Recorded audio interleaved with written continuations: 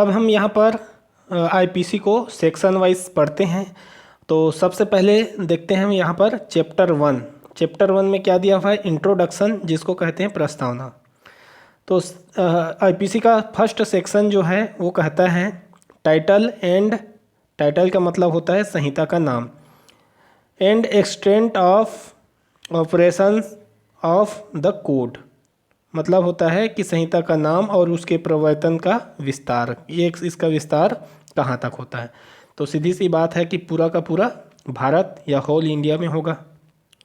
अब दूसरा जो सेक्शन है वो कहता है punishment of offences committed with in India. यदि भारत के भीतर कोई अपराध किया जाता है तो उसका जो ट्रायल है या सुनवाई है वो भारत में होगा, मतलब भारत के भीतर किए गए अपराध का दंड, ठीक है, उसके बारे में प्रावधान करता है।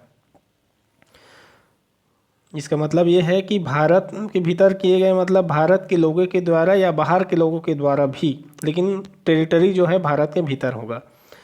अब देखिए कुछ अलग प्रावधान है।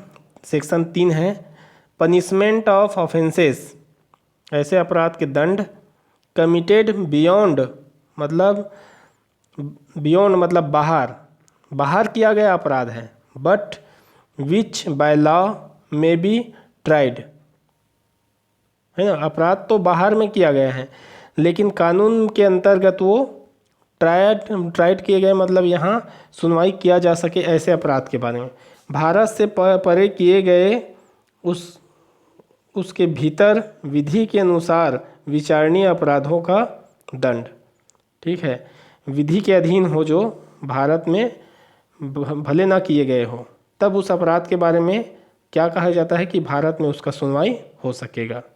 तो इसके बाद सेक्शन जो चौथा दिया हुआ है, सेक्शन चौथा कहता है कुछ extension of code to extra territorial offences, मतलब राज्य क्षेत्रीय अपराधों पर संहिता का विस्तार। तो संहिता जो है वो राज्य क्षेत्र अतीत, मतलब जो क्षेत्र हमको सामान्यतः दिखाई देता है कि यहाँ से यहाँ तक बाउंड्री है, उससे भी आगे का ये संहिता विस्तार इसका होता है, मतलब लागू होता है। देखिए कैसे लागू होता है। पहला, भारत के बाहर भारतीय नागरिक द्वारा अपराध, मतलब भारत के बाहर हुआ है अपराध लेकिन अपराध करने वाला कौन है, भारतीय है, तब ऐसे स्थिति में क्या होगा, वहाँ पर लागू हो जाएगा भारतीय दंड संहिता आईपीसी। जैसे एग्जाम्पल देखिए यहाँ पर इलस्ट्रेशन या फिर दृष्टांत कहते हैं। क्या है, ए नाम का व्यक्ति एक इंडियन भारतीय है, commits a murder in Uganda में एक मर्डर कर देता है, तो इस व्यक्ति पर भी ये लागू होगा, ठीक है। दूसरा, भारत में पंजीकृत यदि कोई पोत या शिप या फिर एयरक्राफ्ट या विमान हो, भारत में पंजीकृत है और वो बाहर में कोई जगह अपराध होता है तो उस पर भी लागू होगा आईपीसी, ठीक है। तीसरा, भारत में यदि रहता है कोई व्यक्ति और कंप्यूटर रिसोर्स के माध्यम से, भारत में व्यक्ति जो है मतलब भारत के कंप्यूटर रिसोर्स का उपयोग करके वो भारत से बाहर कोई अपराध कमिट कर देता है, तो उस पर भी ये आईपीसी लागू होगा। कंप्यूटर रिसोर्स कहने का मतलब है यहाँ पर आईटी एक्ट के सेक्शन 2(1) के अंतर्गत जो उपकरण बताए गए हैं वो सब इसमें कंप्यूटर रिसोर्स में आएंगे, ठीक है। अब उसके बाद है हम देखते हैं सेक्शन 5। सेक्शन 5 कहता है certain laws not to be affected by this act, मतलब कुछ विधियों पर इस अधिनियम द्वारा प्रभाव न डाला जाना, मतलब कुछ कानून पहले से जो बने हुए हैं उन पर ये कोई विशेष कोई प्रभाव नहीं डालेगा, मतलब वो जो प्रावधान उसका है वो उसी के चलेगा। जैसे कि किस पर, भारत सरकार के सेवा के अफसरों, उसके सैनिकों, चाहे वायु सैनिकों हो, द्वारा विद्रोह या फिर अभित्यजन किया जाता है को दंड देने, तो उसके दंड देने हेतु जो बनाए अधिनियम है के उपबंध पर, मतलब उसके लिए जो अलग से अधिनियम या उपबंध बनाए गए हैं कि उसके अफसर, सैनिक वगैरह कोई विद्रोह या भी त्यजन करते हैं तो उसके लिए जो अलग से अधिनियम बनाए हैं उस पर ये कोई प्रभाव नहीं पड़ेगा, वो जैसा चलता है वो चलेगा, ये कहना है। तो ये हो गया पहला अध्याय। अब हम देख लेते हैं यहाँ पर चैप्टर 2, और चैप्टर 2 का नाम है जनरल एक्सप्लेनेशंस, जिसको साधारण स्पष्टीकरण कहते हैं। कुछ शब्दों को यहाँ पर, कुछ वर्ड्स को यहाँ क्लियर किया गया है कि इसका मतलब क्या होगा। तो सबसे पहले हम देख लेते हैं यहाँ पर डेफिनेशन, सेक्शन 6 है, definition in the code to be understood subject to exceptions, है ना। मतलब संहिता में की जो परिभाषाओं का अपवादों के अध्ययन समझा जाना। इसका मतलब क्या है कि यहाँ की सभी परिभाषा और दृष्टांत चैप्टर 4 के जो साधारण अपवाद में उसमें भी लागू होगा। उसमें अलग से उसमें चाहे वहाँ दोहराया गया हो या ना दोहराया गया हो, मतलब वहाँ पर अलग से इसी को परिभाषित करके इसका मतलब ये होता है, ऐसा नहीं बोला जाएगा। जो जनरल एक्सेप्शन दिया हुआ है वहाँ पर भी यही दृष्टांत परिभाषा सब लागू होगा, ठीक है। उसके बाद जैसे कि उदाहरण इसमें बताया गया है, जैसे पहला 7 वर्ष से कम आयु के शिशु द्वारा किया गया जो कार्य है वो अपराध नहीं माना जाएगा, ऑफेंस नहीं होगा वो, ठीक है। शिशु को चाइल्ड कहते हैं, अपराध को ऑफेंस। तो भले संहिता की कोई धारा में ना लिखा हो कि ये अपराध नहीं कर सकते, ठीक है, कोई जगह ये नहीं लिखा है कि ये अपराध नहीं कर सकते, इसलिए इसके द्वारा अगर किया जाता है तो अपराध नहीं माना जाएगा। ना लिखा गया हो तब भी हम मान कर चलेंगे कि उतना लिखा गया कि 7 वर्ष से कम आयु शिशु के द्वारा किया गया अपराध नहीं है, तो हम उसको मान कर चलेंगे कि वो अपराध नहीं है। दूसरा कहता है जैसे कि यहाँ पर एक पुलिस वाला है, अप्रहेंड्स मतलब पकड़ लिया किसको, जेट को, जो कि एक मर्डर करने वाला किया हुआ व्यक्ति है, मर्डरर है, विदाउट वारंट। वारंट में पकड़ना था लेकिन इसने क्या किया, विदाउट वारंट में पकड़ लिया। तो अब यहाँ पर हम ये कहेंगे कि पुलिस वाला ए जो है यहाँ सदोष परिरोध के अपराध का दोषी है करके तो गलत होगा, ये दोषी नहीं है। क्यों दोषी नहीं है, मतलब ऑफेंस ऑफ रॉन्गफुल कन्फाइनमेंट्स, इसका दोषी नहीं है क्योंकि ये जो है because bound by law to do it, क्योंकि ये बाउंड है, कौन, ए लॉ के द्वारा बाउंड है क्योंकि उसको ऐसे करने का कानूनी बाध्यता है, इसलिए वो ऐसा करेगा और उस पर ये एक्सेप्शंस है, ठीक है। तो ये इस तरीके से लागू होगा। अब हम देख लेते हैं सेक्शन 7। सेक्शन 7 कहता है sense of expression once explained, मतलब होता है एक बार स्पष्टीकृत पद का भाव।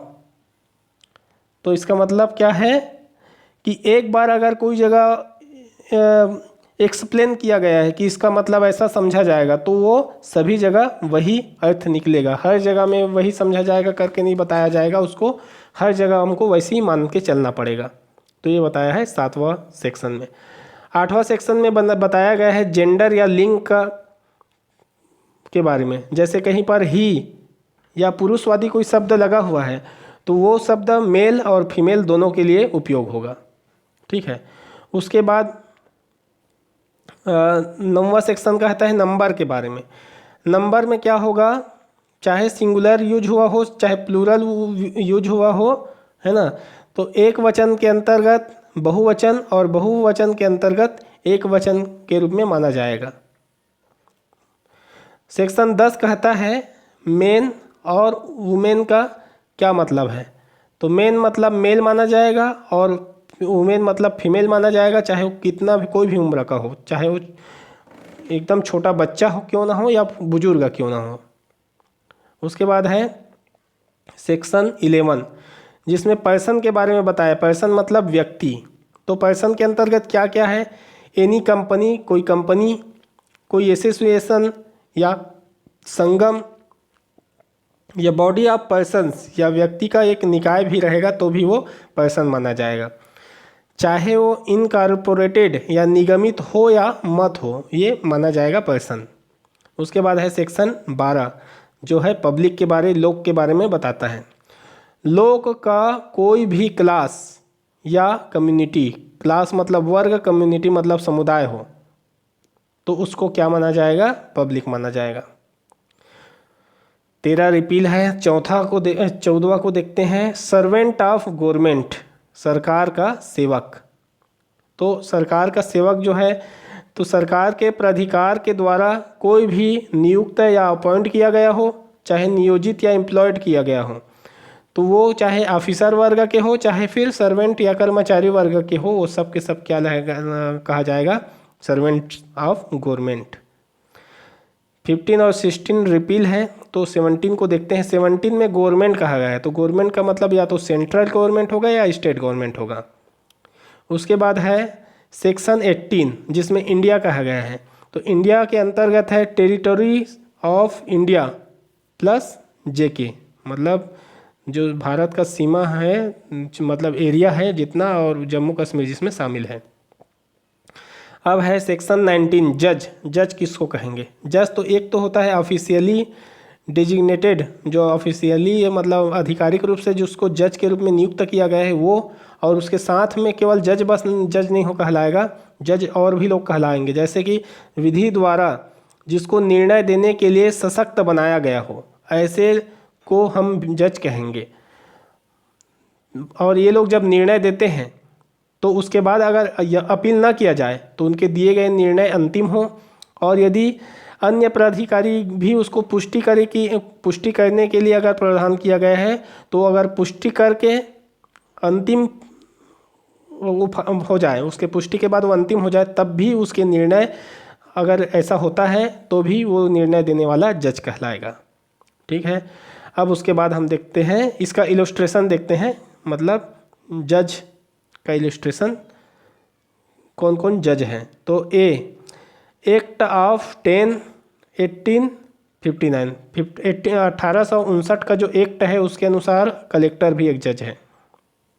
बी आरोप के संबंध में जुर्माना या कारावास देने की शक्ति यदि किसी को प्राप्त है, कोई आरोप है और उस पर उसको जुर्माना या दंड देने का शक्ति प्राप्त है, तो ऐसे लोग जैसे कि मजिस्ट्रेट हैं, तो ये भी क्या है? ये भी जज है, चाहे उसका अपील हो चाहे ना हो, अगर उसको ये ताकत है, शक्ति है, तो वो जज है।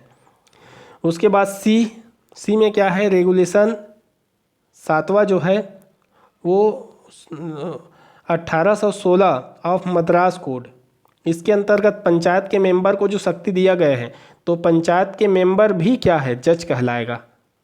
अर्थात पंचायत के मेंबर को भी फैसला करने का कोई एक्ट के द्वारा अगर अधिकार दिया जाता है तो जज ही है। तो ये जज था। अब कौन जज नहीं है उसको भी देख लेते हैं।